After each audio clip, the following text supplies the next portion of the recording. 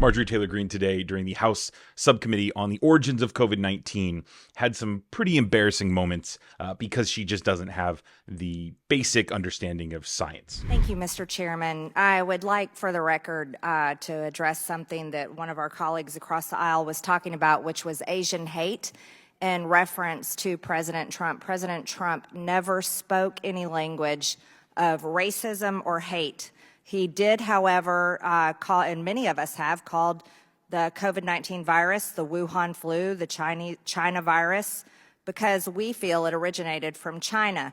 I'd like to also state for the record that many viruses and diseases are named after the area that they come from, like the West Nile virus from West Nile, Uganda, Rocky Mountain spotted fever from the Rocky Mountains, Marburg virus from Marburg, Germany, Zika fever from the Zika forests of Uganda, Japanese encephalitis, German measles, and I could go on and on and on. We're really tired of the racism and name-calling, and it needs to end. So first, let's start off by addressing the fact that they're having hearings on the origin of COVID-19 when all you heard from Republicans when they were in the minority was that these Democrats don't want to do anything about inflation and gas prices and employment. So, I mean, what does the origins of COVID-19 have to do with that?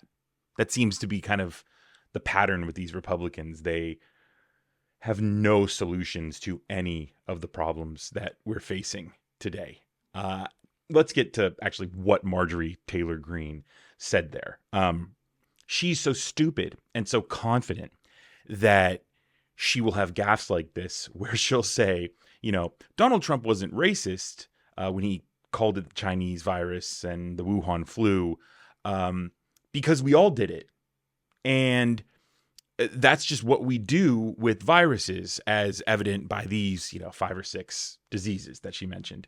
But she leaves out the context of Donald Trump saying that at rallies to his rabid fan base, who he has tried to anger as much as he could to divide them from the rest of the country politically so that he could, ensure that they would vote for him.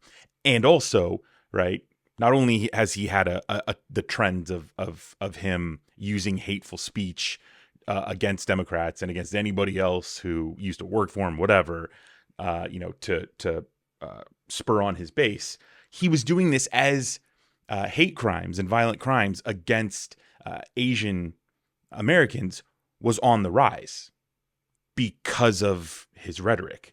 And time again, you had people coming out and saying, Donald Trump, man, we don't even really know where this virus came from. And you using this rhetoric is really bringing up the temperature. So you need to stop so that we can all kind of remain calm. And Trump and the GOP refused, right? So really, Marjorie Taylor Greene here, again, is just leaving out the important stuff. And when it comes to politics and science, like, context is everything. Facts are everything. So then she starts to talk to a scientist, and she mentions the recent arrest of the leaker who released on a Discord server some material about the Russian invasion of Ukraine, and she compared it to the COVID-19 virus. And watch the scientist response to Marjorie Taylor Greene. But we're really talking about the origins of COVID-19 here today, which is shocking to me because honestly, we've been talking about the origins of COVID-19 for 3.5 years. And every common sense American that I know pretty much understands where it came from. Came from the Wuhan Institute of Virology and doesn't really care if the intelligence community says it did or didn't. I would like to point out that here we are. The intelligence community is able to figure out immediately who was leaking classified information in a Discord chat, but yet still doesn't want to say whether it came from the lab or didn't come from the lab. The intelligence community's seem to release or not release information based on how the information will affect the government that it seems to protect. Yet, unfortunately, so many times it doesn't release or not release the information the people that it serves and I'll remind everyone is paid for by the taxpayers of America. Mr. Lowenthal, with your dedication to being an analyst of information, why is it so hard to determine whether COVID-19 came from the Wuhan Institute of Virology or not? Because the Chinese will not give us access to the information that we need. If they gave us the kind of access that Mr. Feith was talking about, if they gave us samples, if they gave us access to the records, and you will never be sure with the Chinese whether they're giving you the access that you want.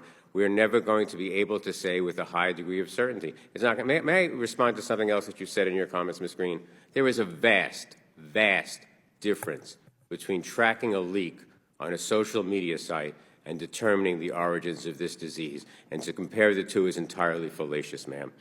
Dr. Lowenthal, you've said that you keep your intelligence claims and information nonpartisan. In 2018, Mr. Lowenthal, you were quoted in the New York Times saying that President Trump is the best president that Russia ever had. That sounds pretty political to me. But I was no longer an intelligence officer at the time, ma'am. I'm a private citizen. Well, I think you have a difficult time keeping your political opinions out of your political analyst. And that's what happens when you put somebody who knows exactly what they're talking about up against Marjorie Taylor Greene. It's just a complete embarrassment. Marjorie has no feet to stand on here. And so what does she do? She attacks him personally, saying that Donald Trump, he said years ago that Donald Trump was the best president Russia has ever had. Well, he makes the point that he's a private citizen. He can do that. He's allowed. He has that freedom, right? That the GOP loves to brag about. America, we want to stay free, but not you.